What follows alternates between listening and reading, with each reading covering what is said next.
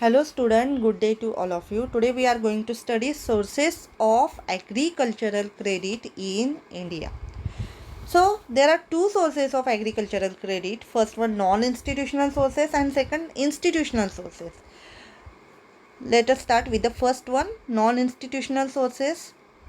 So the non-institutional finance forms an important source of rural credit in India, constituting around 40% of total credit in India. The interest charged by the non-institutional lenders is usually very high.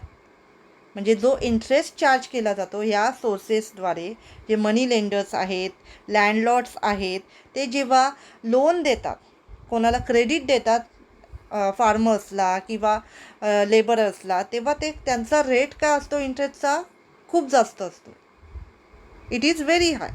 The land or other assets are kept as collateral security. मग त्यांचं जे land असणारे, जमीन असणारे किंवा कोणती दुसरी asset असेल त्यांची, animals असतील किंवा काही ट्रॅक्टर एक्सेट्रा एक्सेट्रा, मग हे सगळं काय केलं जातं ॲज अ कोलॅटरल सिक्युरिटी, म्हणजेच गहाण ठेवलं जातं. The important sources of non-institutional credit are as follows. First one, money lenders. Money lending has been a widely prevalent profession in the rural areas. The money lenders charge huge rate of interest and mortgage the property of the cultivators. So, because of this money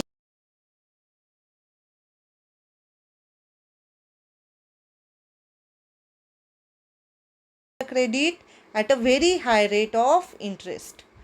So, they become poor. And landlords, money lenders become rich and rich.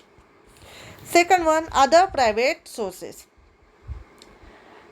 In that, first traders, landlords, commission agents, etc. And second one, credit from relatives, friends, etc.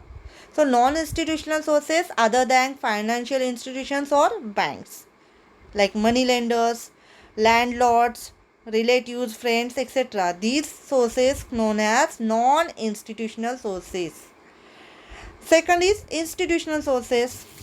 The general policy on agricultural credit has been one of progressive institutionalization aimed at providing timely and adequate credit to farmers for increasing agricultural production and productivity, providing better access to institutional credit for the small and marginal farmers and other weaker sections to enable them to adopt modern technology and improved agricultural practices has been a major part of the policy. So policy has been introduced to provide the credit or finance to these small farmers, landless laborers, to increase the agricultural production or to adopt modern technology at a very low rate of interest as compared to non-institutional sources of finance. So these credit, these finance can be provided timely and this finance is adequate for increasing agricultural production or productivity.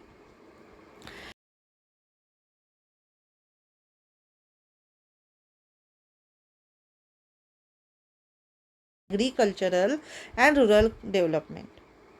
It is the apex banking institution to provide finance for agriculture and rural development.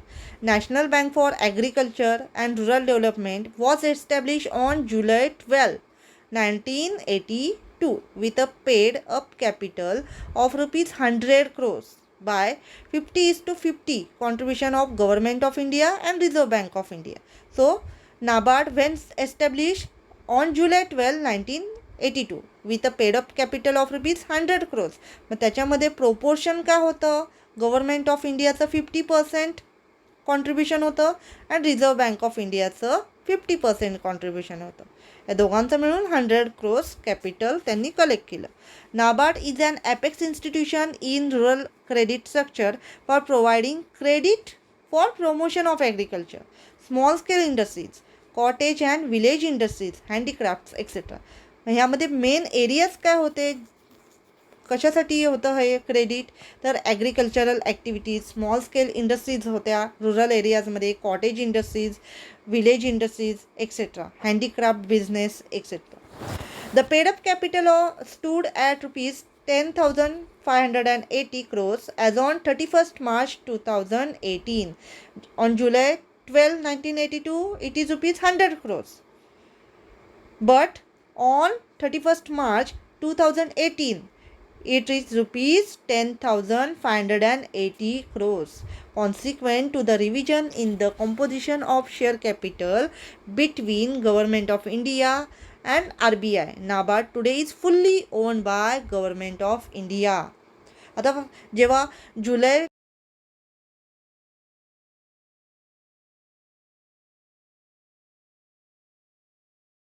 जेव्हा 31st मार्च 2018ला काय झालं, it is fully owned by government of India. म्हणजे इथे काय ownership कोणाची राहिली, इथं government of इंडियाची आहे. Next second one, rural cooperative credit institutions.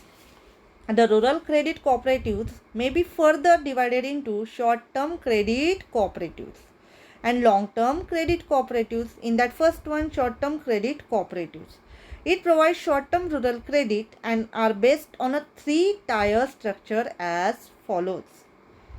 First one, primary agricultural credit societies. Second, district central cooperative banks. Third, state cooperative banks.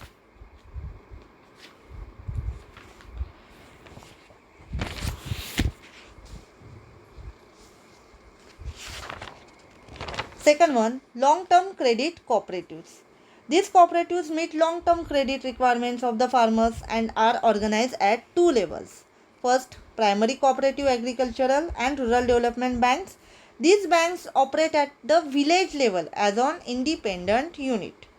And second one, state cooperative agriculture and rural development banks. These banks operate at state level through their branches in different villages. आता first one जी आहे primary cooperative agricultural and rural development bank, ती village लेवललाच फक्त काय होती, ती activate होती, इंडिपेंडंट युनिट होतं तिचं.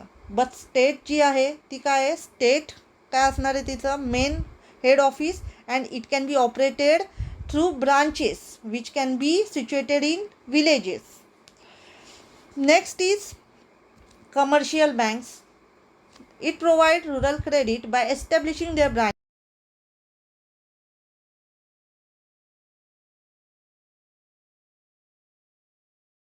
Specialized banks established under RRB Act 1976 to cater to the needs of the rural poor. RRBs are set up as rural-oriented commercial banks with the low-cost profile of cooperatives, but with the professional discipline and modern outlook of commercial banks. Next, microfinance institutions.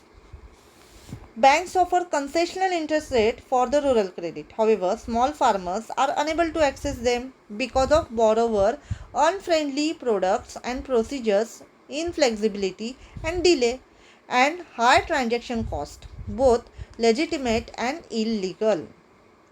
Thus, non-government organizations, that is NGOs, are providing alternative means to enhance access to credit by the poor since mid-70s. So, apart from commercial banks, RRB, microfinance institution provides credit facilities to small farmers or agricultural activities, rural areas at a low rate of interest. And here, there is no lot of legal work. It can be provided during a short period of time.